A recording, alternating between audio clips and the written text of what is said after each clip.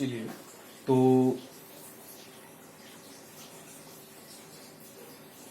इकाई 1 ठोस अवस्था के अंतर्गत आने वाले हम अपने अगले शीर्षक को लेते हैं, जिसका नाम है बिंदु दोष।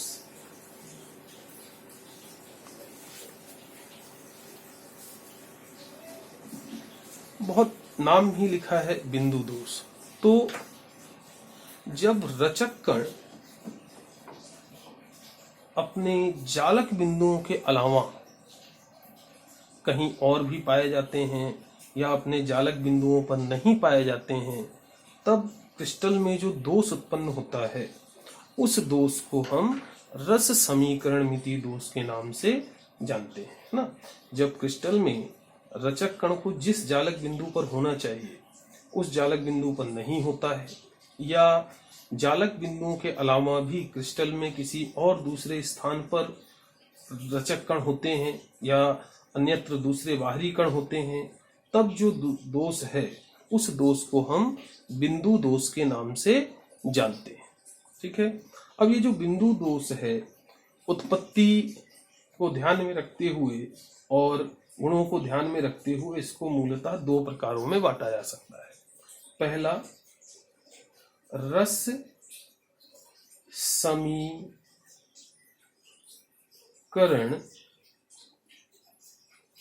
मितीय दोष। रस समीकरण मितीय दोष। जब क्रिस्टल में बिंदु दोष उत्पन्न होता है और बिंदु दोष उत्पन्न होने पर भी क्रिस्टल का आपेक्षिक सूत्र नहीं बदलता या हम यूं कहें अपरिवर्तित रहता है, तब दोष को कहा जाता है रस समीकरण मितीय दोष। तो इसमें हम ध्यान रखेंगे कि इसमें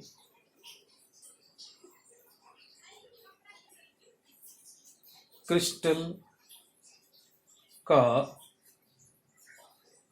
आपेक्षित सूत्र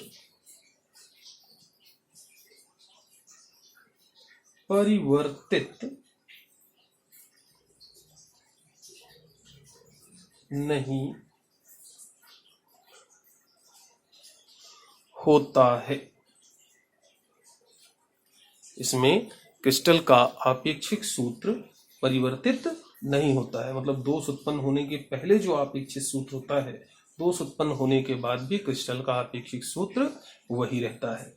इस दोष को हम दो प्रकारों में बांट सकते हैं।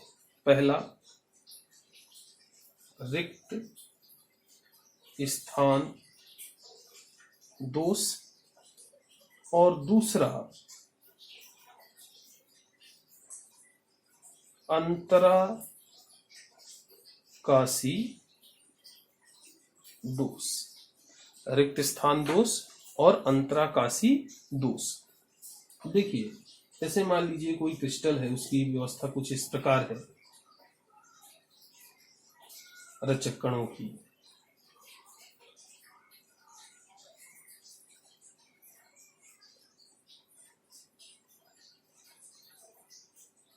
ये अंतरकण बल है जो इन रचक कणों को बांधे हुए हैं, और ये जो गोले हैं ये जालक बिंदुओं को दर्शा रहे हैं, और इनके बीच में जो खाली जगह है वो अंतराकाशी रिक्ति कहलाती है। ठीक है। अब मान लीजिए ये आयनिक क्रिस्टल दो प्रकार के आयनों से मिलकर बना हुआ है। ठीक है, प्लस और माइनस।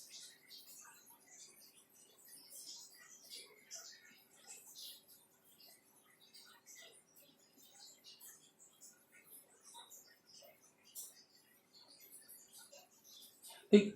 अब अगर मान लीजिए कि ये दोष उत्पन्न होता है और इस दोष के उत्पन्न होने पर कुछ जालक बिंदु अपने जालक बिंदु को छोड़कर, कुछ रचक घटक अपने जालक बिंदु को छोड़कर क्रिस्टल से बाहर चले जाएं, या क्रिस्टल में ही उपस्थित अंतराकाशी रिक्ति में आ जाएं, तो ये जो जालक बिंदु है ये खाली हो जाएगा, और इसके खाली होने पर जो दोष उत्पन्न होगा उसे हम कहेंगे रिक्त स्थान दोष। ठीक है। दूसरा है अंतराकाशी दोष। तो ये मान लीजिए रचक कणों की व्यवस्था है,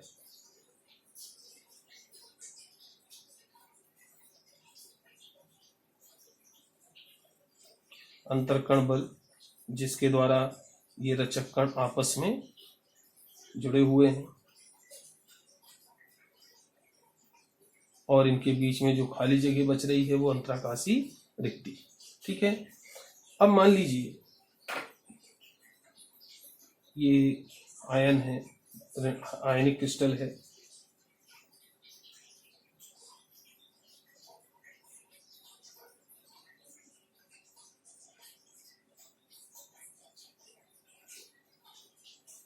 अब ये दोष उत्पन्न होता है, और उत्पन्न होने पर बाहर से कुछ अतिरिक्त कण इस अंतराकाशी रिक्ति में आ जाते हैं, या जालक बिंदु से ही कोई रचक कण अपने जालक बिंदु को छोड़कर इस अंतराकाशी रिक्ति में प्रवेश कर जाता है, खाली जगह में प्रवेश कर जाता है।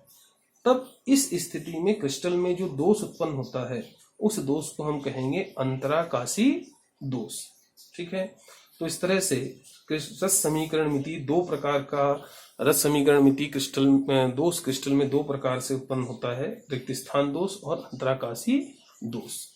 अब हम दूसरे प्रकार में आते हैं, वो है अरस समीकरण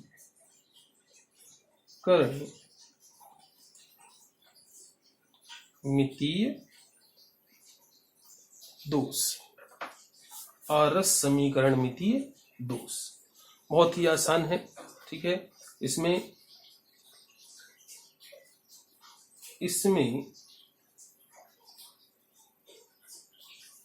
क्रिस्टल का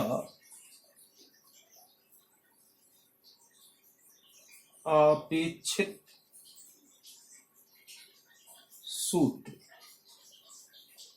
परिवर्तित हो जाता है। मतलब दोष उत्पन्न होने के पहले और दोष उत्पन्न होने के बाद के जो अपेक्षित सूत्र हैं वो भिन्न भिन्न होते हैं, अलग अलग होते हैं। ठीक है। तो अब ये जो दोष है, इस दोष को हम पुनः दो प्रकारों में रख सकते हैं, या दो प्रकारों में रखा जाता है। पहला प्रकार है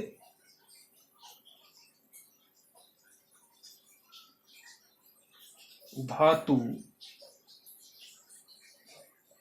आधिक्य दोष। धातु आधिक्य दोष, तो धातु आधिक्य दोष नाम में ही लिखा हुआ है। इस प्रकार का दोष जब उत्पन्न होता है, इस प्रकार के दोष के उत्पन्न होने पर जो धनायन है उन्हें पर धनायन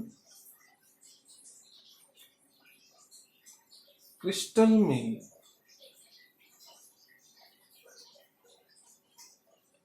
अपेक्षा से अधिक होते हैं। तो जब धनायन क्रिस्टल में जितने होने चाहिए उस अनुपात से अधिक अनुपात में होते हैं, तब दोष को धातु आधिक्य दोष कहा जाता है। ठीक है। अब ये जो दोष है ये दो प्रकार से उत्पन्न हो सकता है। पहला ऋणायन रिक्तियों द्वारा। बहुत आसानी से समझा जा सकता है कि जब क्रिस्टल में उपस्थित आयनों में से कुछ ऋणायन अपने जालक बिंदु को छोड़कर क्रिस्टल से बाहर चले जाएंगे तो अपने आप क्रिस्टल में धनायनों का अनुपात बढ़ जाएगा, और इस स्थिति में जो दोष उत्पन्न होगा उसे हम कहेंगे धातु आधिक्य दोष। ठीक है, इसका सबसे बढ़िया एग्जाम्पल है NaCl। NaCl को सोडियम वाष्प में गर्म करने पर यह दोष उत्पन्न होता है, जिसके कारण NaCl जो सोडियम क्लोराइड का क्रिस्टल है वो दृश्य प्रकाश में पीला पड़ जाता है, पीला दिखने लगता है। ठीक है, तो नमक का दृश्य प्रकाश में पीला दिखना वो वास्तव में ऋणायन रिक्तियों द्वारा उत्पन्न होने वाले धातु आधिक्य दोष के कारण होता है। अब दूसरा प्रकार है जिसके द्वारा ये दोष उत्पन्न हो सकता है, वो है अंतराकाशी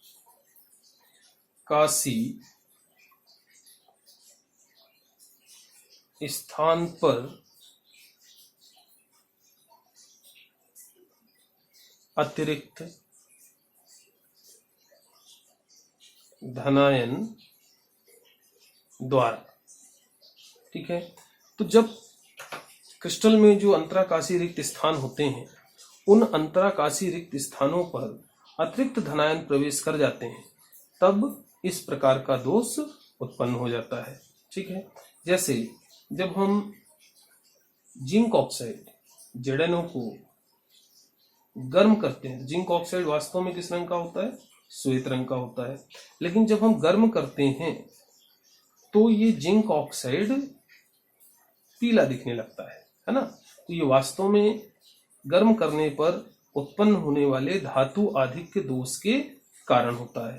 ठीक है, अब अगर इस प्रकार से गर्म किए जाने पर जो पीला दिखने वाला जिंक ऑक्साइड है इसको हम पुनः ठंडा कर दें तो ठंडा करने पर ये फिर से श्वेत दिखने लगेगा।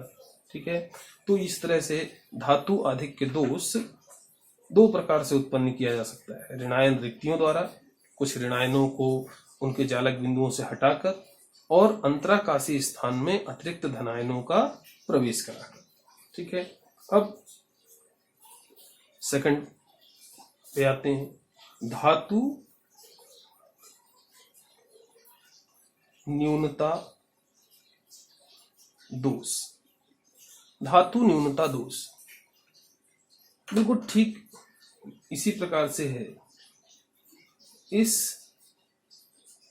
दोष में धनायन का अनुपात ऋणायन से कम होता है।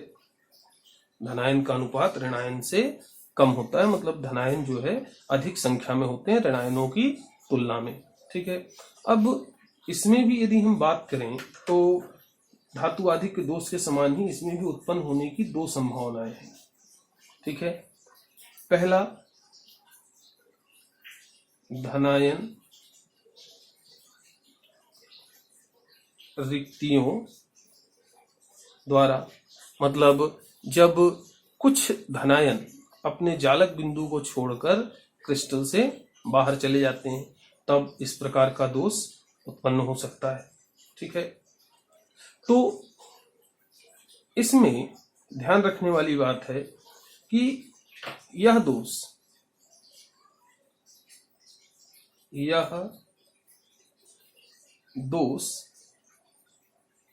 उन क्रिस्टलों में पाया जाता है जिनके धनायन परिवर्ती संयोजकता रखते हैं, मतलब जिनके धनायनों में एक से अधिक संयोजकताएं पाई जाती हैं, जैसे FeO iron oxide. Iron oxide में उपस्थित आयरन परमाणु +2 ऑक्सीकरण अवस्था में होता है, लेकिन ये आसानी से +3 ऑक्सीकरण अवस्था भी प्राप्त कर लेता है। ठीक है, तो FeO आयरन ऑक्साइड में इस प्रकार का दोष पाया जाना संभावित है या पाया जाता है। अब दूसरी जो संभावना है वो क्या है? अंतराकाशी स्थान में अतिरिक्त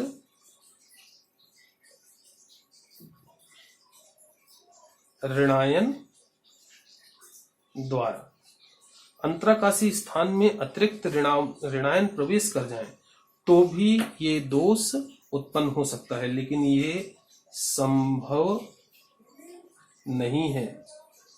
क्यों संभव नहीं है? क्योंकि जो ऋणायन है उसका आकार धनायन की तुलना में हमेशा अधिक होता है, या आप ये कह सकते हैं कि जो ऋणायन है वो धनायन से बड़ा होता है, इसलिए ऋणायनों के बीच में जो जगह खाली होती है उसमें धनायन तो प्रवेश कर सकता है, लेकिन धनायनों के मध्य उपस्थित रिक्त स्थान में ऋणायन प्रवेश नहीं कर सकता क्योंकि उसका आकार बड़ा होता है। ठीक है, अब इसमें अगले बिंदु पर हम आते हैं, आगे बढ़ते हैं इन दोषों के परिणाम। तो सबसे पहले हम बात करते हैं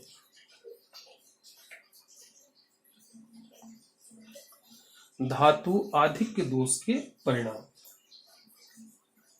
धातु आधिक्य दोष के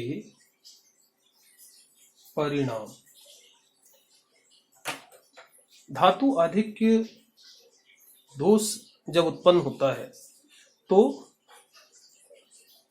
इस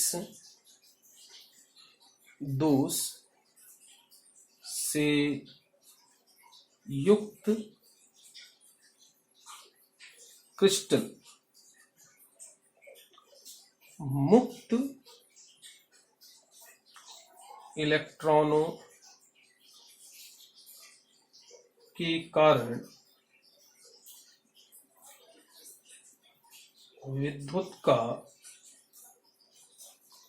चालक होता है ना, मतलब जो क्रिस्टल है उसमें विद्युत का प्रवाह संभव हो जाता है, विद्युत प्रवाहित होने लगती है। दूसरी चीज, कम विद्युत धारा प्रवाहित करते हैं, अर्थात अर्धचालक कम विद्युत धारा प्रवाहित करते हैं, और कम विद्युत धारा प्रवाहित करने वाले क्या कहलाते हैं? अर्धचालक। तो अर्धचालक होते हैं।